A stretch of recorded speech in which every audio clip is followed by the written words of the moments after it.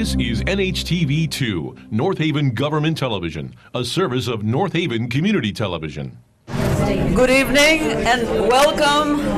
Welcome to the League of Women Voters of Hamden, North Haven pre-primary forum. The League of Women Voters neither supports nor opposes political candidates, but wishes to help voters learn as much as possible about the people who wish to serve us. Our league is happy to provide the opportunity for two civic-minded individuals who have taken the big step into the public square. Now, we hope that many communities will be able to become acquainted with them, because the NHTV will provide us with the tape, and we will ask the East Haven and Wallingford and Durham community television to also show this to their subscribers. So it should be very interesting. So let us welcome, in alphabetical order, Josh Walter and Eileen McKeen.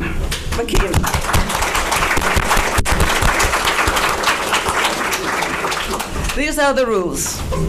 At the very beginning, each of them will get a minute and a half to talk about themselves, just introduce themselves as a person. And then at the very end, they will get 2 minutes for a concluding statement about anything they want, policy, probably issues, and so on. So, and the questions will come from you. A lot of them have come already. We got some we received some earlier. And this is Margot Neighbors from Hamden. She is going to, if you want to write a question, raise your hand. She'll come around with another index cards and something to write with. And these are the reviewers of the questions. This is Christina Esposito and Diane Hoffman, also from Hamden. And they will review the questions for legibility, and if they're very long, they'll probably, shorten them a bit and so on. And they'll arrange them by topic, so it'll be easier to ask the questions. And we did receive some questions ahead of time, so here are some. Okay, so let's start. So, are you ready? Okay. So. Let's give Eiley the first minute and a half to talk about herself. Hi there. Thank you, Alona. Thank you, League of Women Voters, for putting this on. My name is Eileen McKeen. I'm a resident of Wallingford. I know some of you already, and whomever I don't know, I'd love to chat with you after the forum. I'd love to invite you to help with our campaign. I think that we've got a really good way to beat Fasano, but I need your help, and you're able to do it. You're really the ones able to do it. So for the last couple of decades, I've been an advocate up in Hartford for a number of causes that I believe in, ranging from my daughter's fight with MS, to women's rights, labor rights, and the environment. And I've seen how our legislature doesn't really work the way it's designed to. And I want to change that. And I think that I've learned a lot over my lifetime. My life skills as a working mother and a volunteer, a leader, and an activist have given me the skill set needed to make those changes. And I'm an Olympic archery coach, so I know how to stay focused on something. Some of the things I want to focus on is raising the minimum wage, paid family leave, protecting people with pre-existing conditions to get good health care, and good education, affordable college, and trade schools for everyone. That's okay. Thank you. Thank you. Thank you.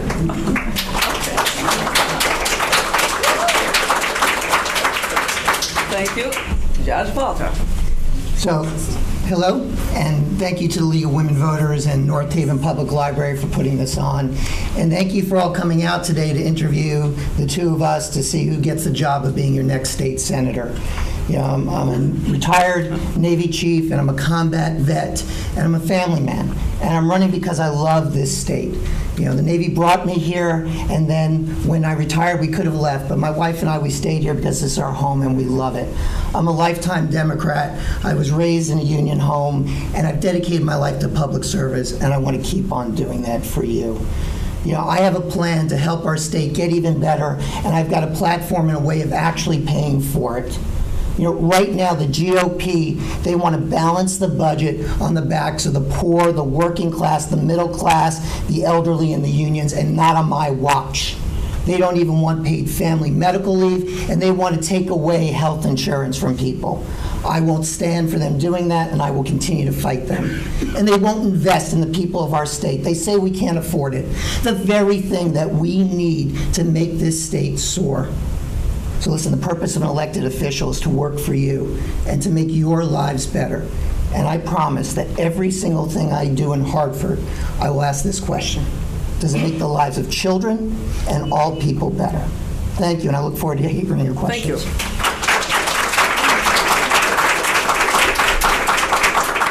Now, the other rule is that there will be no clapping and no showing of emotion. So, all right, just sit there like you can do it, right? Okay, and so let me ask. The question will be the same for both. The question is, I read that right-to-work states are the poorest states in the country. What is your position on right to work and why? Judge Walter. I will never allow this state to become a right-to-work state. Right-to-work state is code for union busting and poverty. The 7 to 9 poorest states in this nation are all quote-unquote right-to-work states.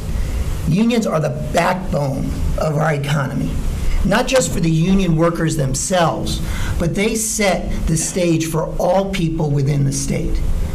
So no, Connecticut will not become a right-to-work state, and Janice will not defeat us. Thank you. Eileen? So yeah, that's pretty much the deal. So right to work is Republican-esque for right to work for less. And we know that when you break unions, you break the economy for all working people. Unions do set the standard for community standard for wages and fringe benefits, and that's to benefit all workers. And in all states that are right to work, so-called right to work for less states, they do have a lower standard of living. They have poorer schools, less education, and less opportunity for all their people. Thank you. The state's largest companies say the taxes are not their biggest problem. It's the transportation gridlock and the lack of skilled labor. The state has been trying to increase the skills of the workforce. What more could you suggest that would help?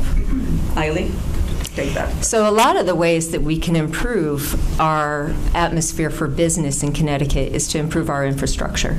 We have degrading roads. They're the 5th worst in the states, in all the states. So we really need to improve our transportation infrastructure and enable our workers to move around and get back and forth from work quickly. And we also need to move goods back and forth very quickly and efficiently. And we can't do that when we have people stuck in traffic and trucks stuck in traffic. So that's all got to be improved. And we can't let our bridges collapse again. You know, and if we end up having to put weight limits on bridges in order to keep them safe, that's going to slow up our goods. And that's livelihoods. That's all jobs. The question was, what more would you suggest that could help? The state has been trying to increase the skills of the workforce. Right. What more would you suggest? Okay, so then we also have to make colleges and trade schools affordable for everyone and available for everyone. We need to train our young people to give them the option to train in skills that are in demand. Like right now, Pratt & Whitney has about 500 openings for various jobs in mostly engineering. And I'm not really sure why we don't have those people ready to go into engineering, because we have some great schools for that now, other than perhaps not everybody who wants to do it can afford to do it. Let me read the question again for Josh. The state's largest companies say that the taxes are not their biggest problem. It's the transportation gridlock and the lack of skilled labor. Now, the state has been trying to increase the skills of the workforce. What more could you suggest that would help? So this goes to key tenets of my platform, which is investing in people and also in raising revenues in ways that which do not harm the people of this state. So let me start with transportation, because our roads are in big trouble and our bridges are in big trouble. And right now, the Special Transportation Fund is 2 years away from going bankrupt.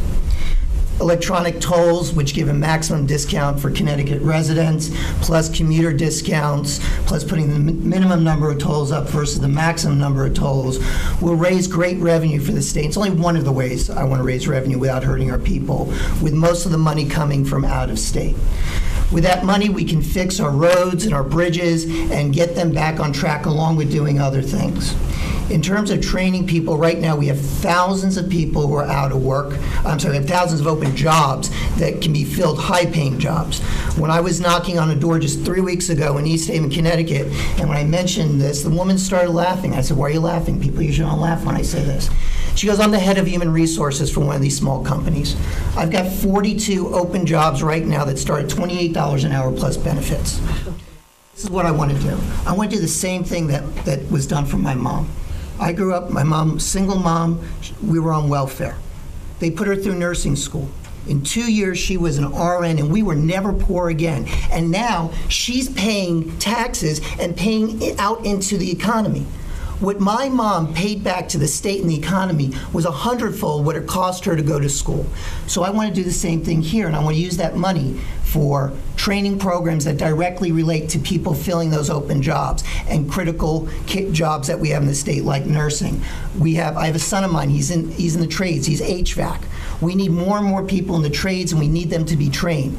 But I want to do it with a 5-year tie. All right, I'm going to train you to fill these high-paying jobs, but you have to stay in Connecticut for 5 years or you get the bill for it. Because here's the thing, once you're here 5 years, we all know this is a fantastic state, and people are going to stay. And then what we have is we don't need more taxes, we need more taxpayers. Thank you. That's what I'm going to do. Thank you very much. May I ask you to really try to answer the question, because there are many questions, and many people would like to have answers to their questions. Here's a question, and let's start with Judge Walter this time.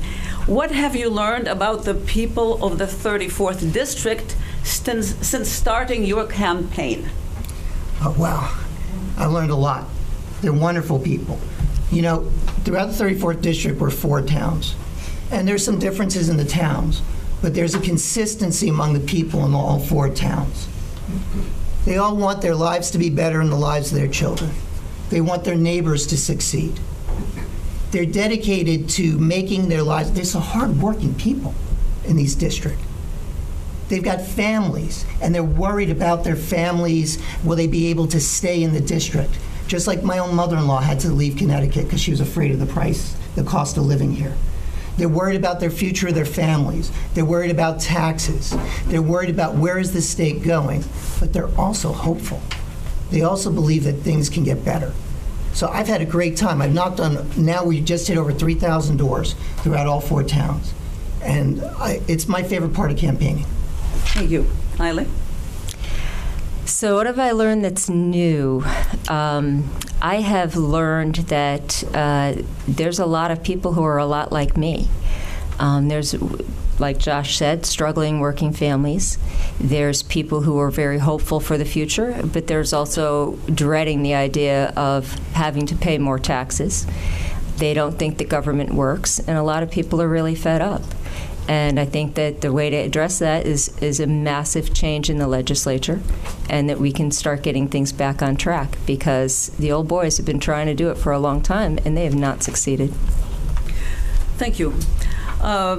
The next question will come to first to Eiley. Is more than 50 Connecticut towns, including North Haven, have passed ordinances banning fracked waste disposal, storage, and use of materials containing fracked waste.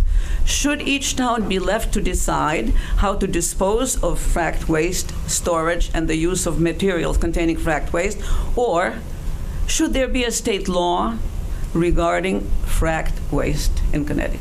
There should be a state law regarding fracked waste in Connecticut, and it should be a ban. Yes. See, we Yes. agree on some things. All right. State ban. Oh, bodes well. Okay. The lack of affordable housing for local employees, people on fixed incomes, and seniors is a big problem. Should this problem be left up to the towns, or should it be handled on the state level? Josh? I think it needs to be left up to the state level, and the reason is quite simple.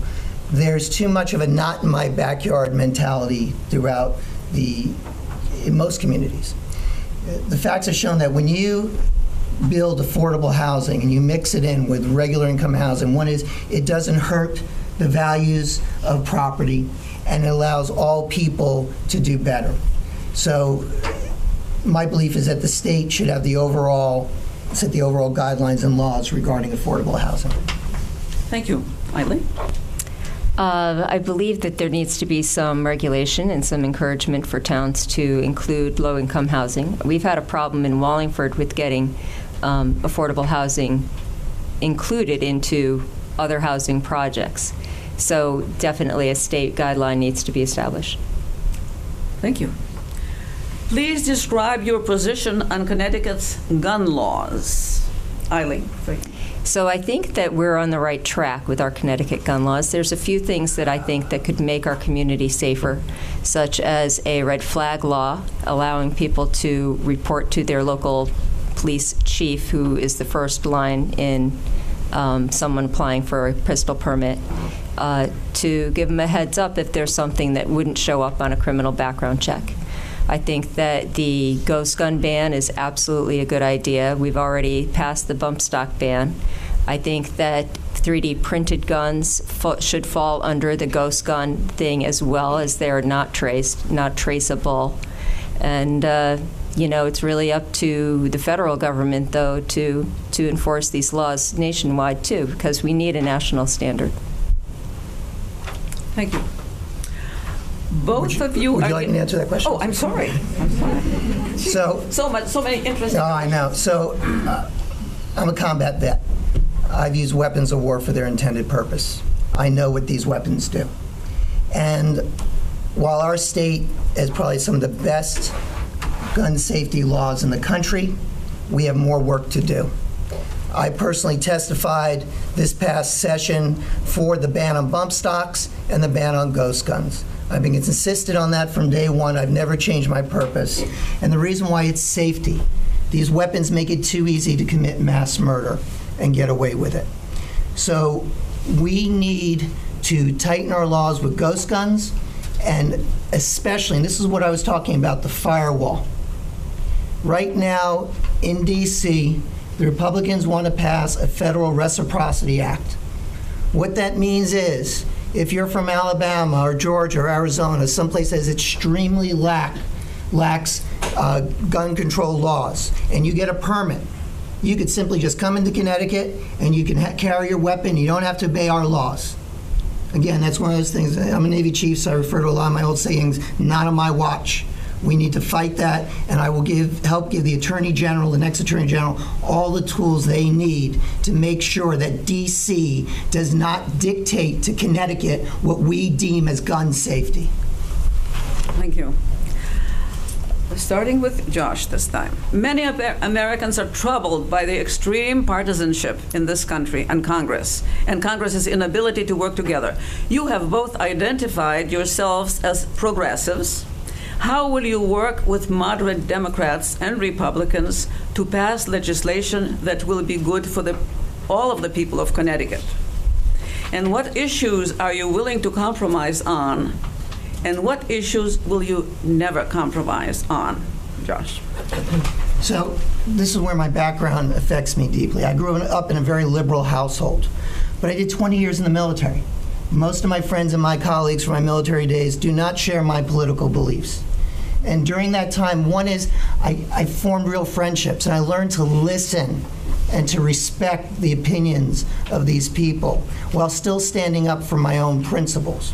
You see, when you take away, right now we've got this. We're always fighting.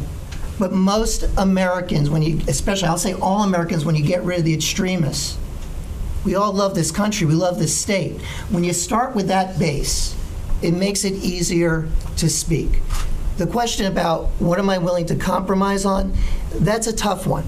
Because my personal beliefs and my morality says, I'm not sure, but I'll listen. But I can tell you what I won't compromise on. I won't compromise on a woman's right to control her own body. I won't compromise on the safety of domestic assault victims. I won't compromise on the rights of people to live their lives and love who they want to love. I won't compromise on a single thing that affects a person's ability to be a true American, which means to me, looking out for everyone else. Thank you, Eileen. Could you repeat the whole question? Sure. Many Americans are troubled by the extreme partisanship in this country and the Congress's inability to work together. You have both identified yourselves as progressives. How will you work with moderate Democrats and Republicans to pass legislation that will be good for all of the people of Connecticut? What issues are you willing to compromise on, and what issues will you never compromise on? Partisanship is at a very, partisanship is dividing this state and actually crippling our government. So it would be difficult to actually reach across the aisle and work together. And people can say, oh, I can do it. When you get down there, it's not quite that simple. And the leadership in both houses can actually get in the way of that as well. So as a pragmatist, I would like to say I would be able to work with people. I think that when I've been on doors or when I've been talking to people in person, that there's ways to create buy-in to common problems, and that starts with the language that you use. Everybody really wants to do what's best for their own families, and we're all coming from the same spot. So by working from the ground up, we can make some change. It's just the real differences aren't the end game. The real differences is how to get there and who to take it out on. And so that's a big way to actually create some work together concepts. So, and I'm good at conflict resolution. If we all refocus back on the people of Connecticut, when I was a Girl Scout and we would do conflict resolution, it's always turn back to this promise in the law, what's best for the girls. If we can do that for the state and say what's best for the people, what's best for the residents of this state, I think we can refocus that. I can't think of anything off the top of my head that I would compromise on. Not that I want to sound like I wouldn't, but it would really have to be situational and how that would have that ripple effect out. As a chess player, I would, always be thinking those 4 or 5 moves ahead, and I don't really want to, but I can't really say, oh, this is something I could compromise on, because that's just not where I would want to go. I wouldn't compromise on anything that would hurt working people. Thank you. We have a nationwide census every 10 years, and the next one is in 2020. After every census, there is a redistricting of voting districts. In some states, political parties draw the districts in such a way that no candidate from the other party has a chance to be elected to public office. Such redistricting is called gerrymandering. Should gerrymandering be permitted in Connecticut? Eileen. Absolutely not. So this is the big fear. If we don't hold the governorship in 2021, then we could lose the Democratic Party altogether. The governor has veto power over the maps, and the maps are drawn by the Senate. So who is in charge of the Senate in 2020 and who is in the governorship in 2021 are crucial to keeping democracy alive in Connecticut. it should be done by a nonpartisan board. So, gerrymandering is insane, and I'm going to guess Eileen saw the same thing when she laid the map out, and we looked at the district, and we're looking at these crazy cuts in it. It's done to keep people in power, and with the 2020 census coming up, I'm worried about even more extreme gerrymandering coming into being. We need both parties gerrymander. And we need people who are going to be ethical and stick by their word. So I try to live my life by my Navy core values. And regardless of party, when it's time to redraw those maps, if I'm your senator, it's going to be done on what's best for the people of the state, not what's best for Josh Balter or the Democratic Party. And that's what we need to do. I agree with Eileen, the nonpartisanship committee to draw the lines. Thank you. Please describe your plans for taking Connecticut forward and how you propose we pay for these programs. And please, Josh, would you start? Sure. So we can't cut programs anymore. We cut them, people are literally going to die because of the programs they rely on. We also cannot raise taxes anymore because we're crushing our own businesses and our own people. So that becomes a question, how do we raise money to take care of the programs that we need? And I said it earlier, the main way I believe that will protect and build Connecticut and make it thrive is by investing in the people of our state to fill those jobs and those careers so that everyone does better, because a rising tide lifts all ships. And this is how I'm going to pay for it. I call them my big three. I got a lot more, but I'll just say my big three. The first is electronic tolling, as I spoke about earlier, using the Massachusetts model as my baseline. All of us know, whoever drives to Boston, that they charge out-of-state residents a lot more than they charge in-state residents. And heck, we can't cross a border now without paying a toll. It's not right. So I want to take these discounts and I want to maximize them to the limits of federal law. I also learned just last week, speaking with one of the top experts on transportation, that not only can we give commuter discounts, but we can give income-based discounts. Because my biggest fear with tolls is its disproportionate effect on the poor and the middle class. So we can actually implement, based upon income, different levels of tolling for the state residents, for Connecticut state residents. And I want minimum tolls. The second thing I want to do, I want to legalize recreational marijuana. Now I'm a dad, and again, military, 20 years. First they threw you in the brig, then they threw you out if you used it. So I read every scrap of paper I could on Colorado. Folks, the reason to legalize marijuana doesn't even have anything to do with all the money we're going to make from it. Opiate use decreased in the state of Colorado. I was so shocked when I read that I had to cross-check it against Washington State, which was the second state to legalize recreational marijuana. So I would hazard to guess every person in this room knows somebody who's been affected by the strife of opiate addiction. Oh yeah, and it's at least $50 million a year on top of that, plus decreased police costs, jail costs, and prison costs. And the last thing I want to do, of the big three to pay for it, is we need to end this ridiculous tax break for hedge fund billionaires. It's called the carried interest tax loophole. We get taxed on our money up here, and they get taxed down here, and it's not fair, it's not right. I want fair taxation, closing that loophole, and I want to raise by 1 point to 1.5 points the taxes that the top 5% pay. That's my plan to pay for it. Thank you. Eileen? I'd like to legalize pot, too. Can you repeat the whole question, Sure. actually? Please describe your plans for taking Connecticut forward and Okay. how you propose we pay for these programs. Okay. So we have a lot of social programs that have been getting cut over the past 30 years, most heavily under Governor Rell right before she left office. I think that in order to preserve our quality of life in Connecticut, we need to spend a little bit more. And like Josh said, that we can restructure our income tax. I'll go so far as to say that's going to change anyway, but I'd rather... the way that our income tax is structured is that everybody who makes, like, say, up to $150,000 pays a certain rate, And when you pay more than that, you pay a higher rate, but actually your first $150,000 is still taxed at the same rate as everybody else.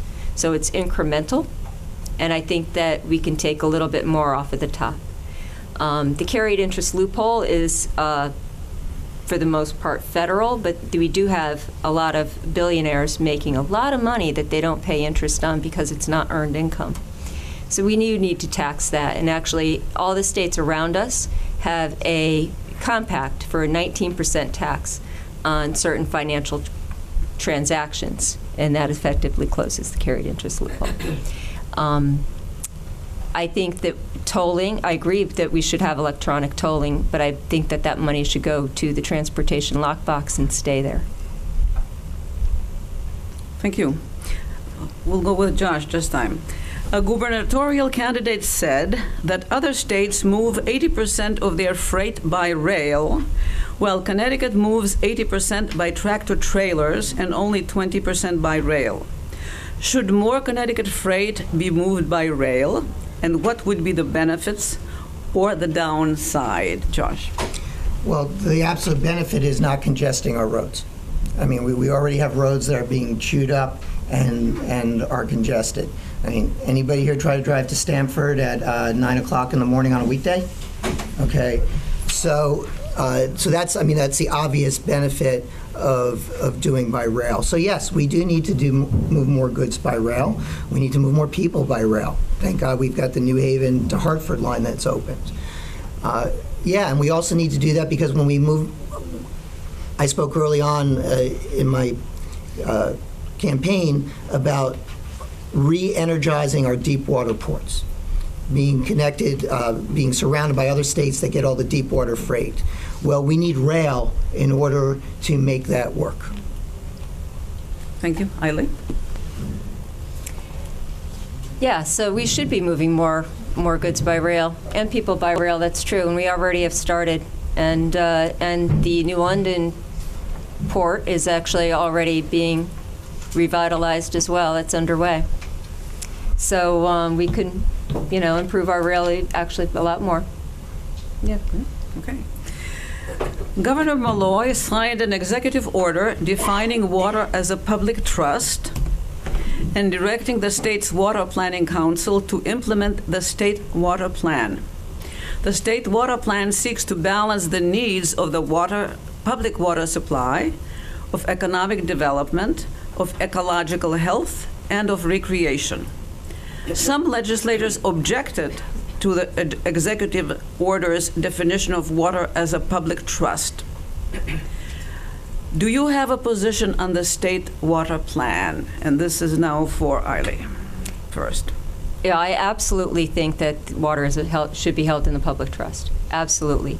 All of our natural resources that extend across borders should be held in the public trust. It's funny because the people who are most opposed to that are probably the people who actually want to make money off of it. But if you aren't aware, we have we manage our wildlife as a public trust. So that means that it's owned by the public, all of the public, managed by the state. And water is exactly the same way. And this is because water, animals move across borders, so does water, under and over. So I support the water plan as it went forward. The reason that Governor Malloy had to do it as an executive order is because the legislature failed to act. Josh? This is one of the things that inspired me to run. Len Fasano actually tried twice, him personally, last year, to have the water removed as a public trust and a public fund.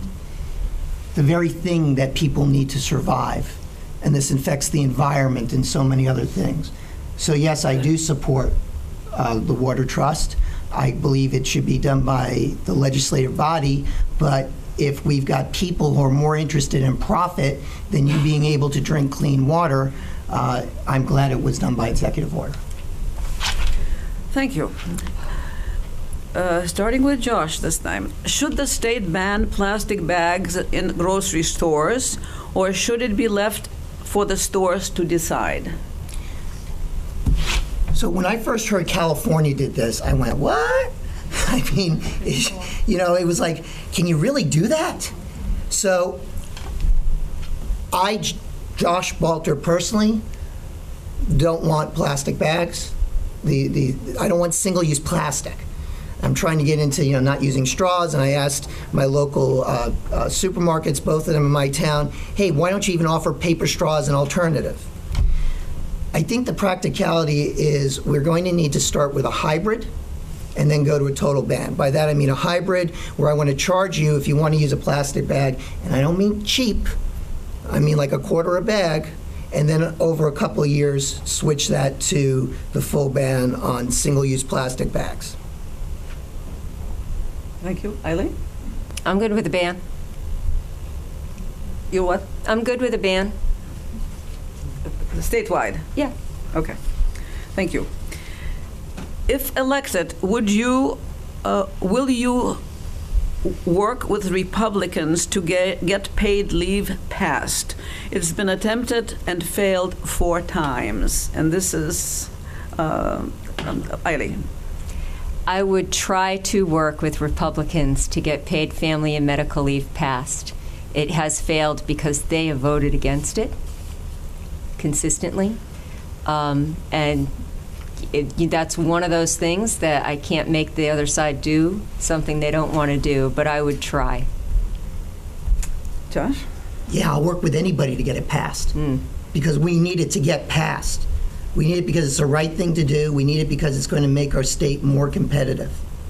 So absolutely, I will work to get it passed. But it also has to do with messaging, how you message things. And it goes back to my military days of learning to speak with people who have very different political views than I do. Listen, you're not going to change some people. And unfortunately, there's some Democrats who are not for it either. But absolutely, it is critical for our state on a moral level and also an economic level to make us competitive with all the states around us that are adopting it. Thank you. What is your plan regarding, and this will be starting with Eileen now. Fair is fair, because I don't want to, I think it starts with me. I don't want Eileen to have to go first. Oh. Unless you want to, it's up to you. All right. Okay. So, wait a minute. So, wait. It's Josh now. Josh, it's me. Yes, okay, go ahead. All right. I need the question. You even want a question? Oh, okay. All right, here's the question then. What is your plan regarding the recently passed SB 9 energy bill that places 2,200 jobs at risk with the sunset of net metering? So I actually learned about this later on, and repeal. I mean, that's a simple thing to say. It needs to be overturned in that legislative session. Eileen? I'll agree with that. Net metering is what has put a lot of solar on our roofs. Wallingford, unfortunately, has never participated in that program. But other towns, I've seen it in North Haven and East Haven and Durham, that you can rent your roof space to a solar company, and then they pay you for that, and the energy that's collected on your roof gets put back into the grid, extra that you don't use, and then you get reimbursed for it. Making that law that they passed last session, SB 9, which now has a different number, has impacted solar use, new solar use tremendously. And if we want to move away from fossil fuels, then we need this back. Thank you. All right. Now, let's see. Let's do Josh. Should the work of the motor vehicle department be privatized of the Department of Transportation? You're starting with him now? Yes, I'm starting with him now. You started with him last time? That's okay. Just mix this up. All right, so should the DMV be privatized? Is that the question? Yes, DMV and the Department of Transportation. No. I'm not going to privatize any state agency. That is a road to ruin that's been seen through many states. Now, do I think the DMV needs to be theoretically torn down and rebuilt? Oh, yeah. Just like anybody else here when they got to wait 4 or 5 hours to get your license renewed. But privatized? No. Not going to happen.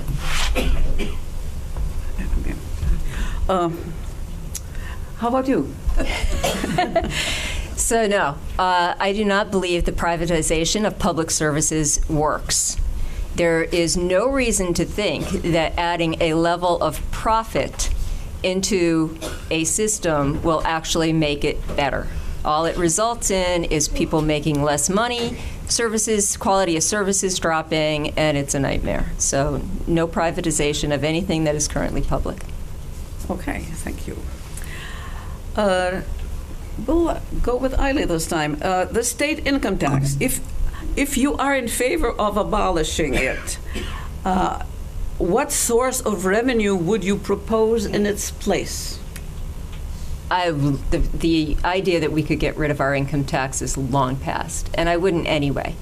Our income tax is actually the only progressive tax that we have. I would rather use more income tax, especially in the upper brackets, and rely less on property taxes. No, we're not getting rid of income tax. It's not going to happen. Look at Kansas when they tried to abolish state income tax. The state went on the verge of bankruptcy when they did that. I don't like increasing the taxes on anyone, which I said. I am for increasing the taxes on the top 5% by a point to a point and a half to make up the difference. Right now, our income tax provides, don't quote me on this number, I think it's 52% of our gross revenue. I might be off by a point or two, but I believe that's a fairly accurate number. And I'll agree again, there's nothing I agree with Eiley. It is the only progressive tax we really have in this state. Great, thank you. So we'll start with Eiley this time. See, it evens out after a while, okay? Europe has banned neonicotinoid pesticides to save its bees and other pollinators. Canada is moving in that direction. Our EPA is not. Should Connecticut pass laws banning pollinator-killing pesticides in our state, would you propose, support, or oppose such a law? Eiley. I would absolutely propose such a law. If you don't know, I'm a beekeeper. Oh. And the farm that I keep my bees on relies upon their work very heavily to produce a fair amount of vegetables and fruits. So I would absolutely propose a ban on pollinator-killing pesticides. I'll actually go a step further and say that Roundup ought to be banned from public and agricultural use. Josh? Yeah, I will absolutely support that ban, plus pesticides that cause harm to plants, animals, and the types of insects that we need. My first job in the Navy, I was a preventive medicine technician before I went on to another specialty. Basically, that's public health, and I did entomology, which included spraying pesticides. And it scared the hell out of me, what is in these pesticides.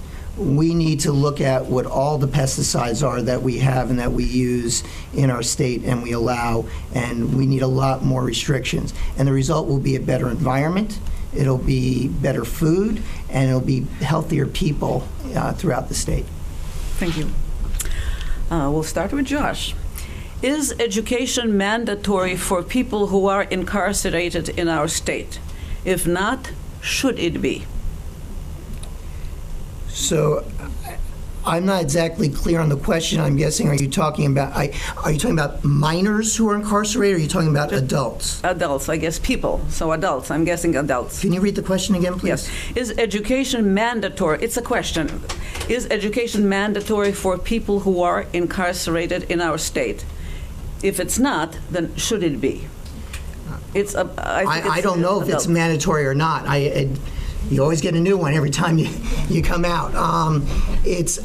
You can't mandate an adult to go to school. It's literally unconstitutional. Now, you can say, if you want better chance of parole, if you want more privileges, we're going to educate you. We're going to make it better for you when you get out of prison to get jobs. But I don't know how you can mandate an adult to take education.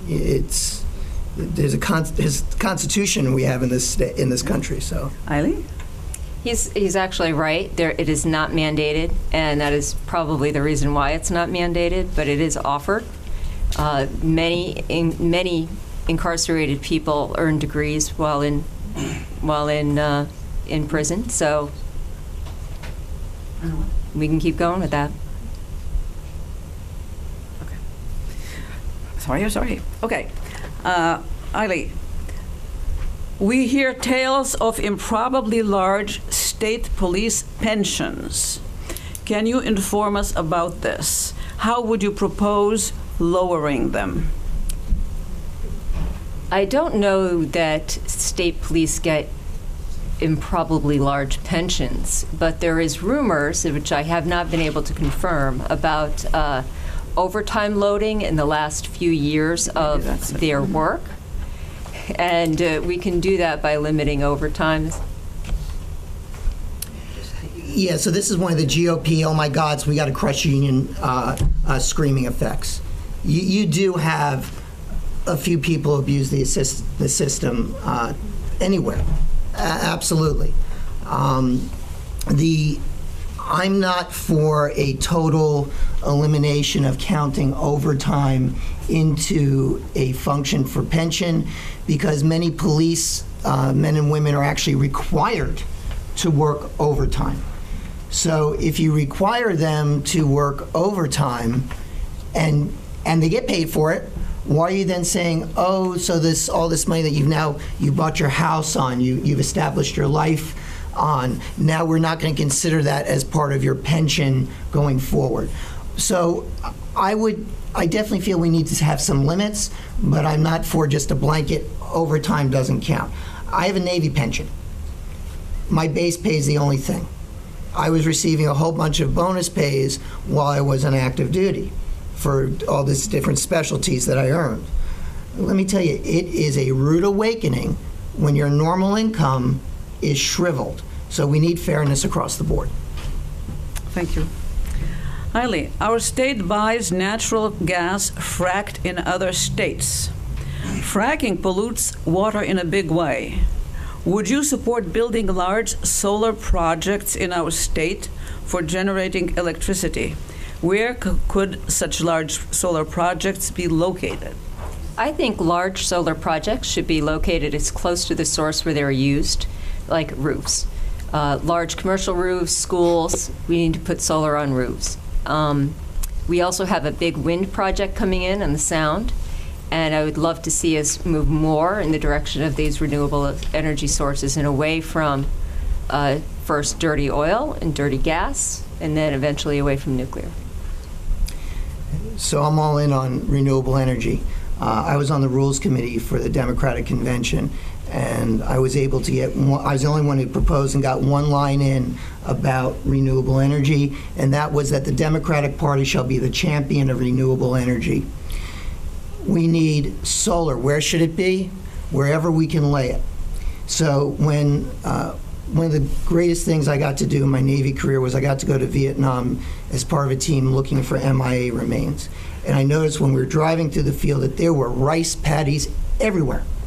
And I asked one of the Vietnamese intelligence officers, or they said companions, why there's so many rice paddies. And he said 15 years ago, Vietnam imported their rice. Now we're one of the largest exporters of rice in Asia. So I want to see renewable energy, whether it be wind or solar, wherever we can put it. Thank you. This is now North Haven specific. Under the current ECS formula structure, North Haven is funded at 62.9% or 1,100 so much per student. Other towns in our district group are funded in the high 80,000 range. Since increasing the mill rate is roundly rejected by voters, the education budget often suffers this year due to the skyrocketing healthcare costs. As the next state senator, how will you advocate for North Haven concerning ECS funding? Let's ask Josh.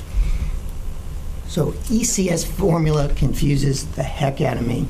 And I'm fortunate I've got some people on the Board of Education who are on my team who've been educating me.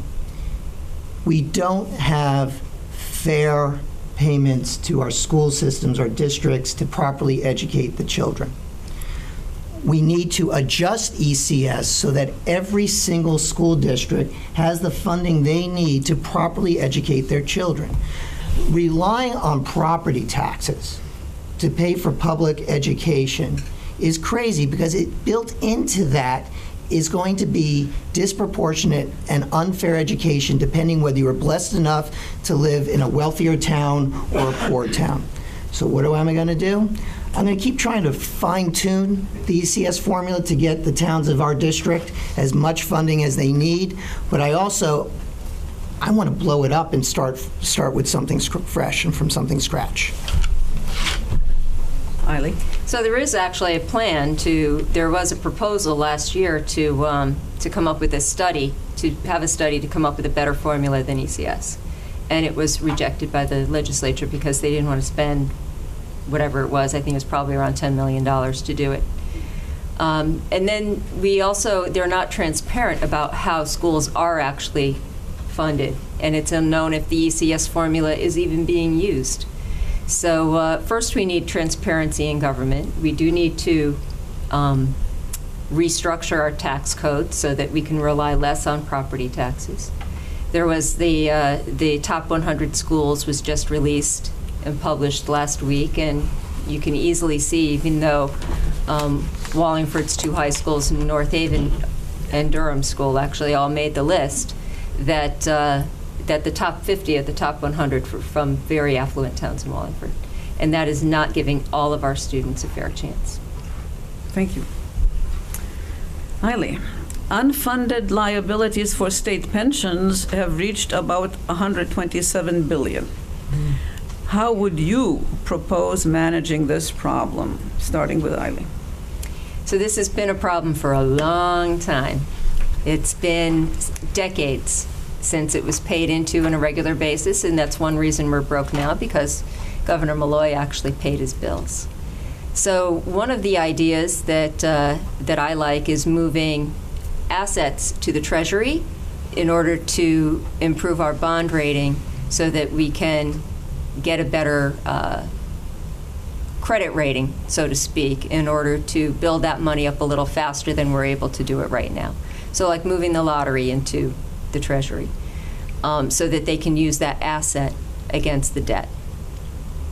And we just have to keep paying our bills. Josh? So this goes to what I said about we need to raise revenues in ways which don't hurt the people of our state. And this is why I also don't want to lockbox all of toll money into just the roads. We need to properly invest in paying these pensions that both parties totally messed up. James Albus, the representative from East Haven, uses a great saying I love. He goes, both parties kick the can down the road, but now the can's too big to kick. So we need to start paying now before it completely crushes us. And in order to pay for that, we need to raise revenue, and we need to raise revenue in ways which do not hurt the people of our state. I understand the discussion I've heard in different places about moving, lottery money into the Treasury so we can bond more. But the problem is when you take from one hand, what do you do with what that was paying for? So I want to increase our coffers in order to pay this down. Thank you. Now, Josh, this is speaking of coffers. Here's one about coffers. Do you support increasing the minimum wage to $15 an hour? If yes, how quickly? Yeah. And it eventually needs to go higher than that. So here's the thing. Does anybody here think they can live on $10.10 an hour? And Len Fasano has voted against every single minimum wage increase since he has come into office. He doesn't even want you to get that $10.10 an hour. We've got these huge box stores, and they tried to pass in the last session, didn't go. We're going to reintroduce it, where large companies that have a higher amount of people on public assistance and public aid, they're going to have to pay a penalty. I want to go even further and require these people to pay a living wage. If you got a job tomorrow at Walmart, they give you approximately 10 hours of training on your job. 2 hours is spent on how to get federal and state aid. That is corporate welfare, folks. That's your tax dollars paying Walmart. Oh, and because they pay their people so little, where do their people have to shop? Okay? No. We will force them. Now, the Republicans have gotten away with fighting off a $15 an hour minimum wage by screaming that it's going to hurt small businesses. So you know what we do? What was minimum wage originally created for? It was supposed to be an entry-level wage. High school kids, college kids. My dad, I remember, my late, I get confused sometimes. My stepfather raised me, and I also had my natural dad. I call them both dads, so excuse me if I get it. It seems confusing. But I remember him saying in the 60s he could work all summer at minimum wage. He had enough money for a school year. So the mom and pop shops that truly can't, these people work 80, 90 hours a week, barely getting by. I get it. They can't afford 15. They got to pay more than 10.10. So we'll give them a break. But Walmart, Home Depot, Lowe's, McDonald's, Burger King, time to get off the state dime. So I do not think there should be a sliding scale for minimum wage. I think the small businesses are putting it as a disadvantage, and it'll create high turnover for them, which is very expensive. So not a sliding scale for minimum wage, $15 an hour and tied to the CPI to raise every year. Thank you. Eileen, lottery, the casino profit and lottery were originally earmarked for education, no longer. Should we demand this is returned to its original intent? Boy, that'd be nice. It would be nice to be able to return it to its original intent, yes. When I said before to move lottery, I didn't mean the money, I meant as an asset to the Treasury, not taking the money made from the lottery to the Treasury.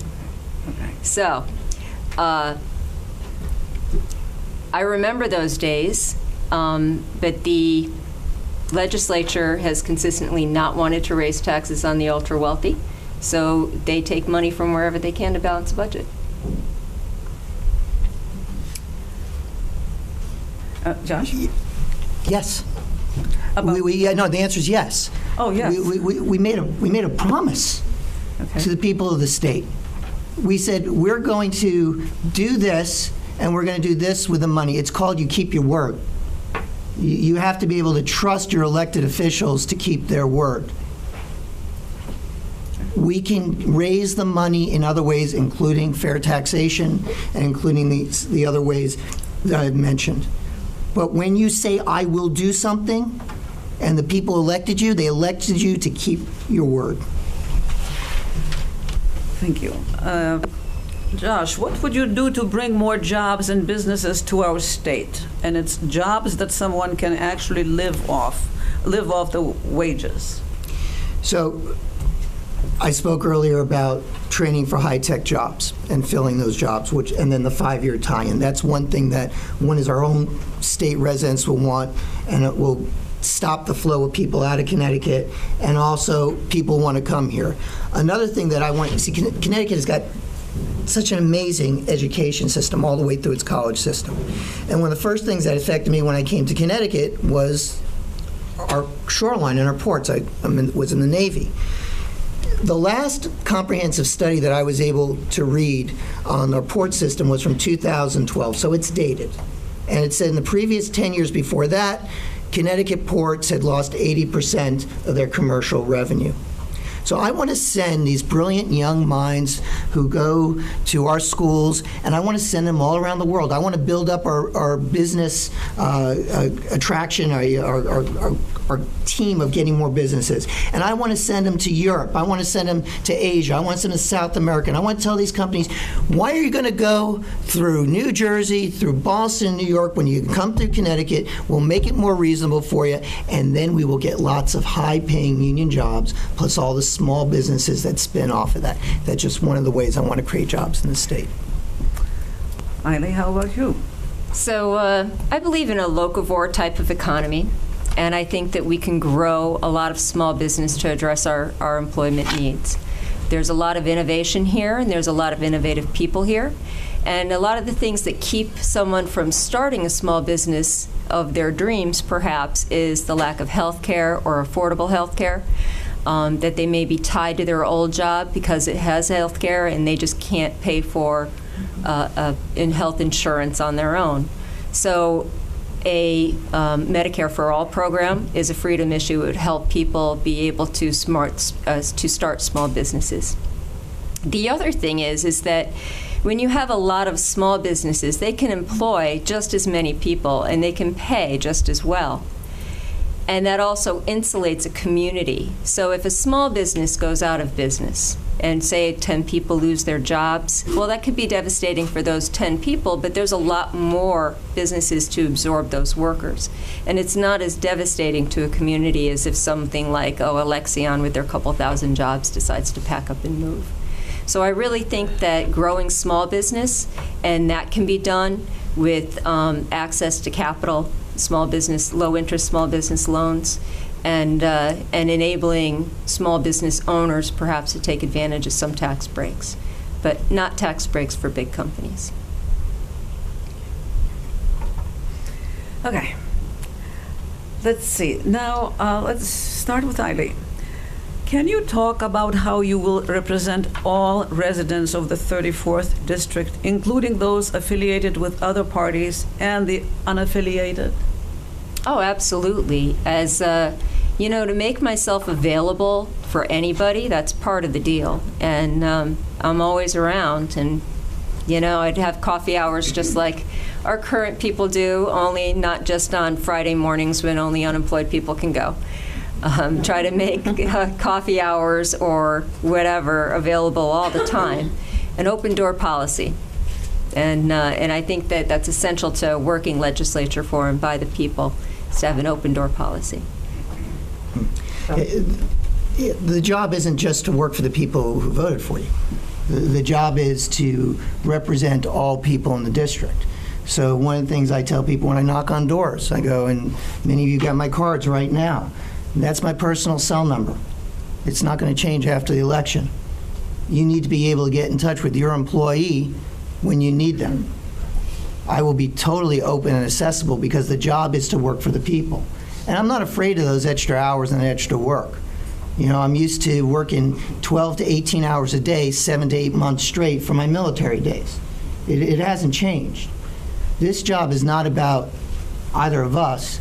It's about every single person in the district and making sure we represent them. Thank you. Josh, as a teacher, I'm concerned about the recent Supreme Court decision weakening public employee unions. What can you do to ensure the continued strength and viability of unions at the local level? So by local level, I'm going to say go state. I mean, I'm going to ask you for clarification on the question. You're talking about the state? Are you talking about within the town? This is the question. So I'll answer it. And viability of unions at the local level. I'll answer it as best as I can. Janus was a nightmare. Unfortunately, we saw it coming. And we knew it was coming, especially with the Supreme Court that we have now. The way that you protect unions is you make sure that they continue to have a seat at the table. You make sure that they're treated as an ally and as a friend of the state and of the people. Because the unions are made up of people looking out for the best interests of all the employees. You pass laws that state that unions have the right to bargain, they have the right to organize, and you do not allow any union busting that's going on. Okay. Eileen? Yeah, letting unions really have to manage their, how can I say this the best way? Let me think about it. A strong union is one with really active membership. And unions are not going to not bargain for those members of who don't pay dues. So it will weaken them somewhat, but I don't think it'll be devastating. I think that most people can really appreciate what their union does for them and that they'll stay with it.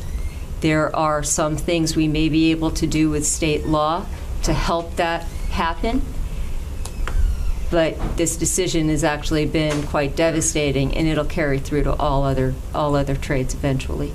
So it's a tough one. Okay. Josh? I answered that question. Yeah. Oh, you did. I don't know. I just want you We've been to going get for over an another hour. question. That's all. Okay. All right.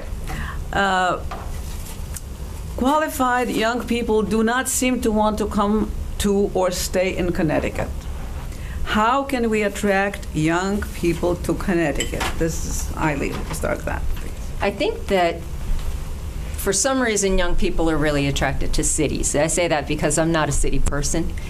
I've lived all my life in Wallingford, and I really like it that way. It's actually grown up a little more than I would like, because it was quite agricultural when my parents came here. So, but younger people like cities. They like walkable neighborhoods. They like to be able to commute without having to use a car. They don't want to be stuck in traffic. So improving our cities, our city infrastructure, our public transportation, these are all essential things to getting kids to stay here. And good jobs, good paying jobs in solid careers, in diverse careers. Okay. What would you do? We'll start with jobs. And we've spoken about adding jobs here, but kids, I say kids, I'm 52, so young people, we'll say young people, they tend to want diverse urban areas. And like I said, they want good public transportation, they want good clubs, good culture, sporting events, all those things. We're smack dab in the middle between Boston and New York. Plus, we've got great things here within the state. Now, Stamford seems to be getting this pretty good. New Haven is been growing and getting better, but we need to build up our cities, our major cities, to attract more young people, plus with the jobs. And public transportation. We can't beat it enough. So when Len Fasano is trying to cancel CT Fast Track and the train lines, what he is saying is, I don't care about the poor, and I don't care about young people coming to Connecticut. Okay. Let's see. Now, in order to attract business to Connecticut, start with Josh. Would you consider relaxing environmental or other regulations? If so, which ones? No.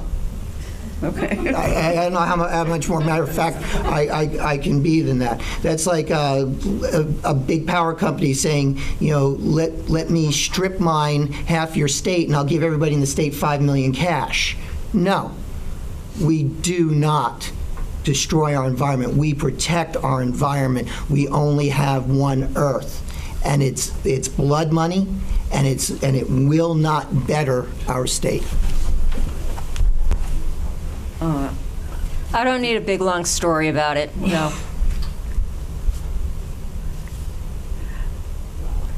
Sorry, I missed that. No. No? Okay. Okay. Okay. Okay, so now Eileen will be first. Both of you are pro-gun. What are your thoughts on mandating armed guards in our school system? And this is Eileen, start first. I am not a fan of armed guards in schools. I don't think that it's suitable to put armed guards in schools. I would rather see school security addressed in structures, in buildings. I've heard people say, oh, that'll make schools more prison-like, but one of the board members on the North Haven DTC said she grew up in a school that had metal detectors and they didn't think twice about it. And so I think that's a big part of it. No, but I don't think that, I don't want guns around kids. I'm not for SROs. And I had to think about it because I was thinking, okay, the concern with all the school shootings, and should we have it for protection? But the answer is no. We do have a police force that's readily available. I do believe in hardening the schools. We can harden the schools in ways that are not as prison-like, but we can harden the schools. And police officers are trained to, I don't care how much training you give them for inside the classroom, they're trained to deal with situations differently than school staff. And so a child acting one way in the street encountering a police officer is going to be dealt with differently than that child doing a similar action inside the school. And God forbid, if and when we have more problems like we've had, we do have a wonderfully trained police force that can respond quickly, and that's part of hardening the schools, is increasing the response time by the police force if needed. Okay. For both candidates, please describe your public service. Josh. It started when I was a kid. My mom took me everything. I remember going to ERA marches in D.C. and New York City. I remember my mom, like I said, we were on welfare. And I remember when we got off of welfare, I remember my mom taking me to, they were called soup kitchens back then. And she said, we're never so high. We have to remember where we came from, and people need a hand up, and they need to be treated with absolute respect. The very last thing I did before I left for boot camp, the day before I left for boot camp for the Navy, I went for defense of a Planned Parenthood clinic against one of these Right to Life groups. In the Navy, every single port we pulled in, I took part in COMREL projects. These are projects where we go out and we do public service, whether it's repainting and doing construction work for a home for mentally disabled, going to orphanages, whatever, things of that nature. I'm involved with my Rotary, which is a public service organization. I volunteer my time as an attorney for Ask a Lawyer clinics in Branford and East Haven. These are clinics where people who can't afford attorneys can then get free consultations. I take part in the Modest Means program so that people who can't afford attorneys can get an attorney. I've dedicated my life to different types of public service. That's why I'm running now, to continue that. Eileen. So I've been a Girl Scout volunteer since 1994, 24 years.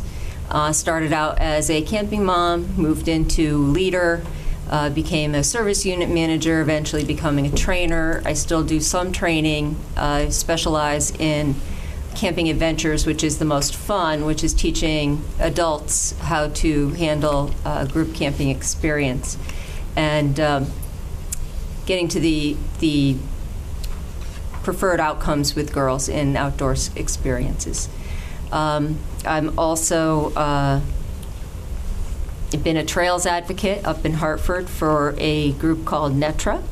I have worked on Trails Advisory Council through DEP. I've worked on the Conservation Advisory Council with DEP. I'm a hunter education instructor, safety instructor. I serve as a commissioner on my town's Inland Wetland and Watercourse Commission.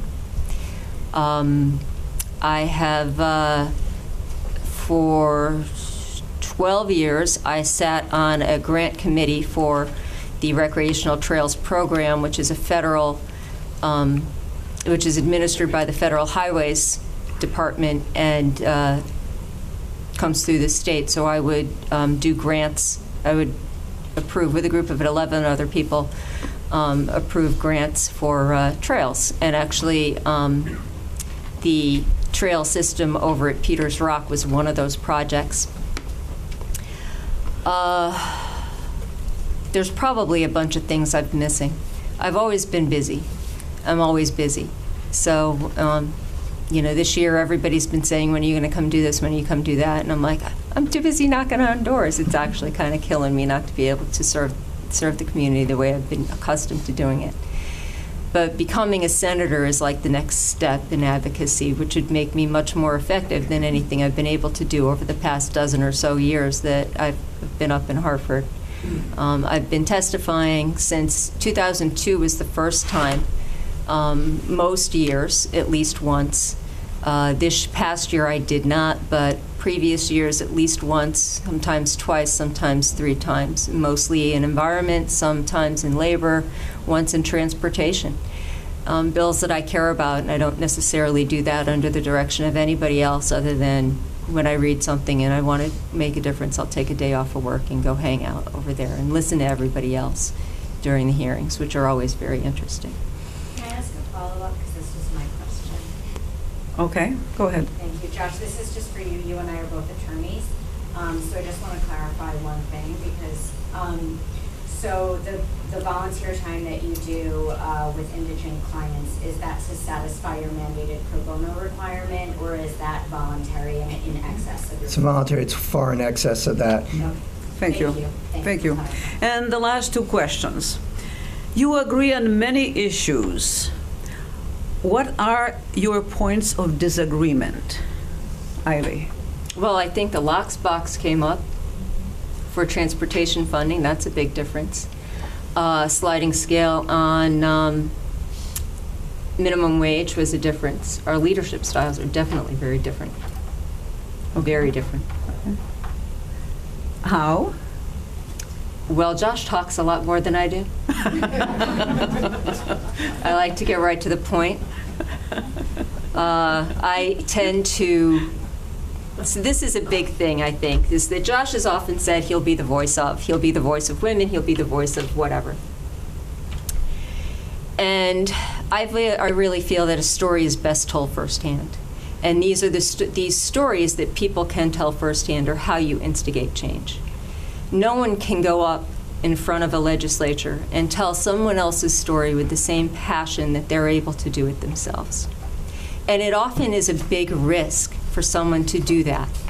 And I want to be able to say, I've got your back while you take this risk. I will have your back after you've taken this risk.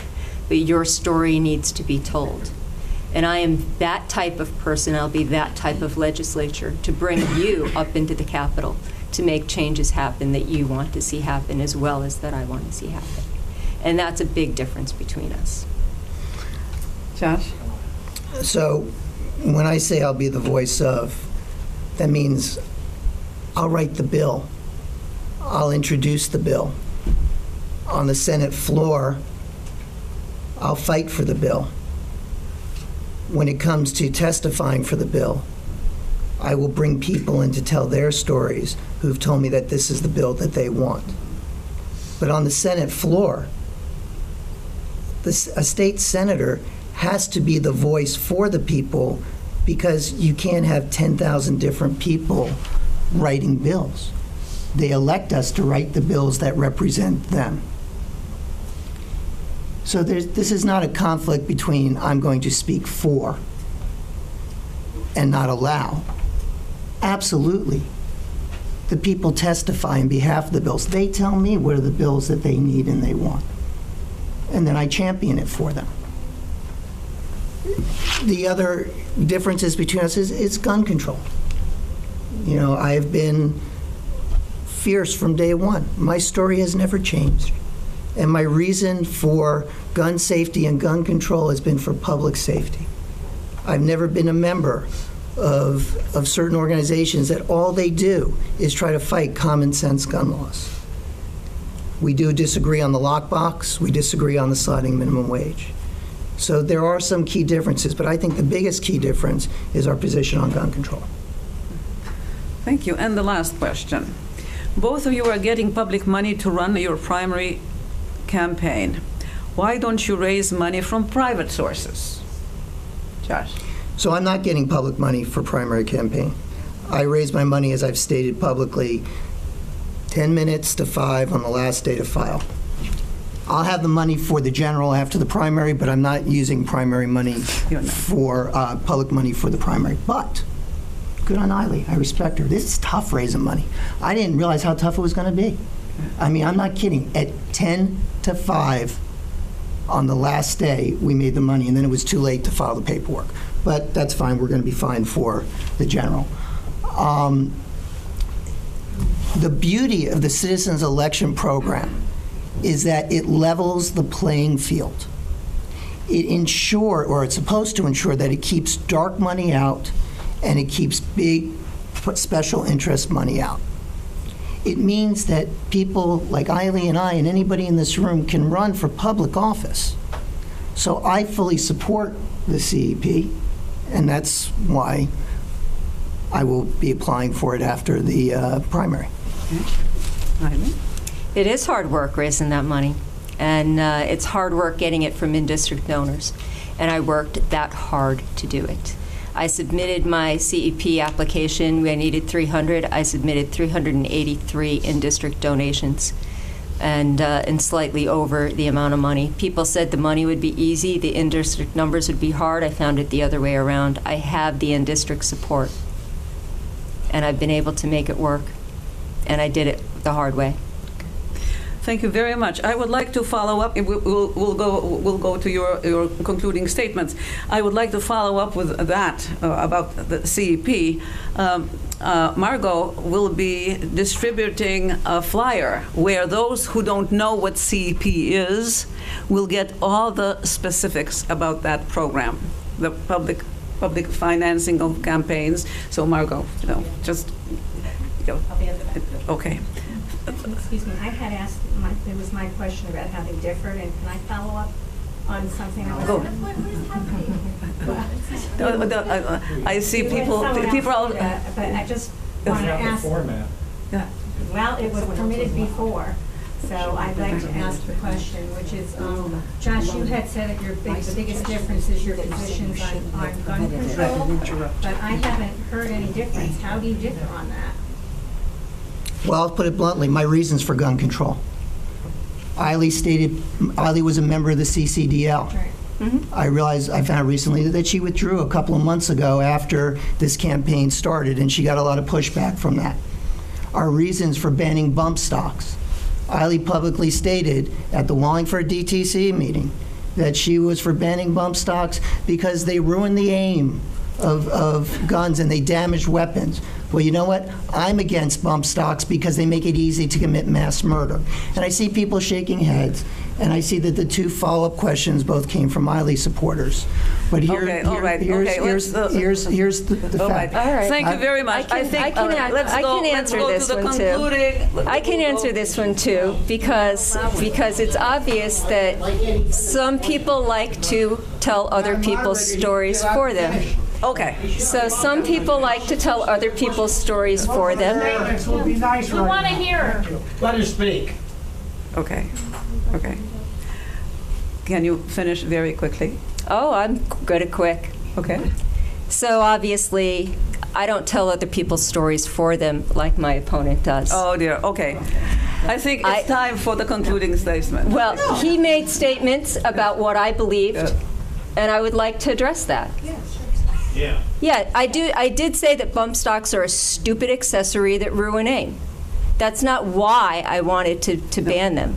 That was one of the reasons that nobody really cares to keep them around. So yes, I wanted to ban them. It's a public safety issue. I have gun control issues that I want to increase safety.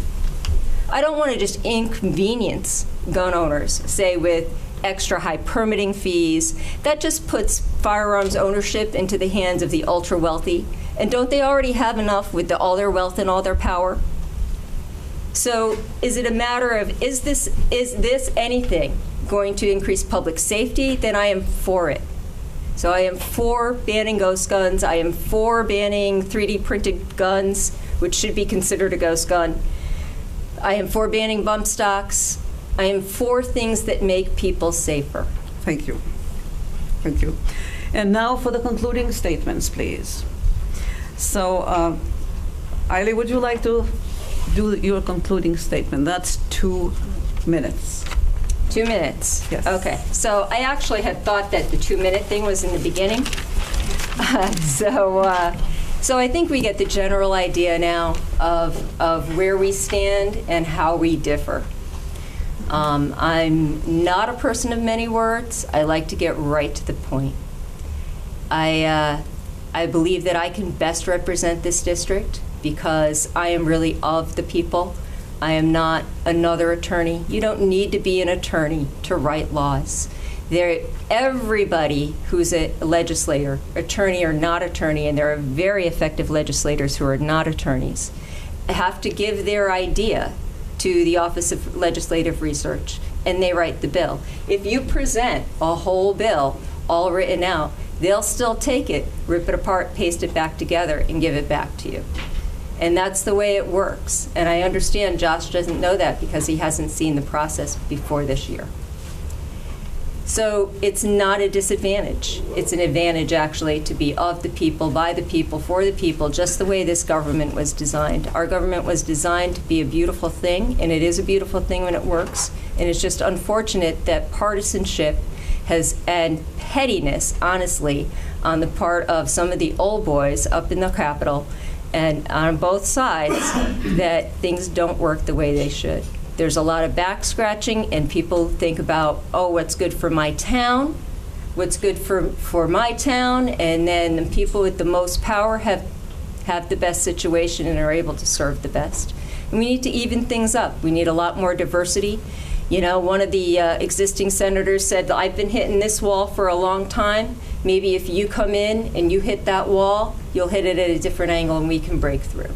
And that's why we need diversity up in the Capitol. That's why we need women. That's why we need people who have other life experiences than law. Thank you. Thank you. Thank you. Thank you for putting this on and hosting this, and thank you for coming out. I hope you have a better idea about where we both stand and that you feel better informed and to make a decision when it comes primary day. The key thing is beating Fasano and breaking the deadlock in the Senate. Listen, I dedicated my life to public service. I come from a very poor background, and I come from a union background. I come from a background where this is about helping the people and working for the people.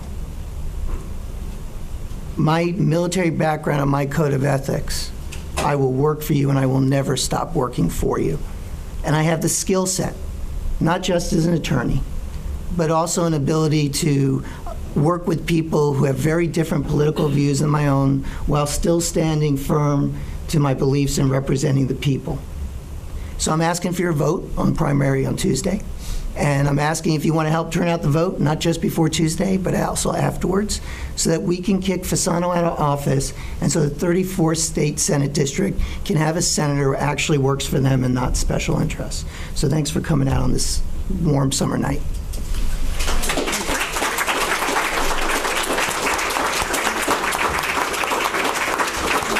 Thank you very much for both candidates, and thank you very much for turning out for this. Thank you very much. And please do pick up the flyer. Oh, wait a minute, don't pick up a flyer, pick up a flyer. The preceding program is brought to you in part through a grant from